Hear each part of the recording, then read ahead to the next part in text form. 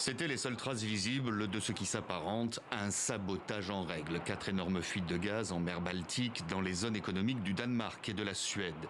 Dans l'attente de sa mise en service entre la Russie et l'Allemagne, le gazoduc était rempli de 300 millions de mètres cubes de gaz.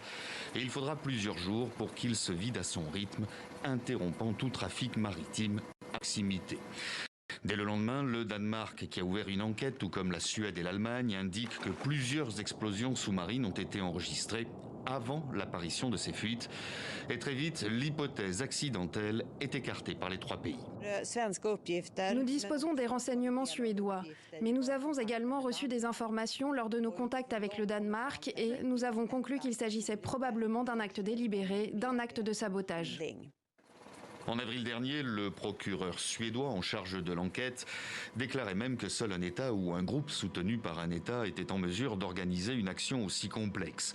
En pleine guerre en Ukraine, tour à tour pointé du doigt, l'Ukraine, les États-Unis et la Russie ont toujours nié toute implication.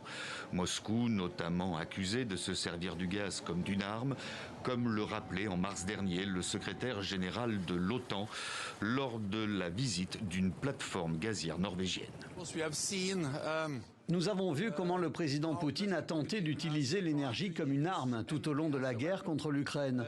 Et le gaz norvégien a contribué à répondre à cette situation et a fait en sorte que le président Poutine échoue dans sa tentative d'utiliser l'énergie comme une arme.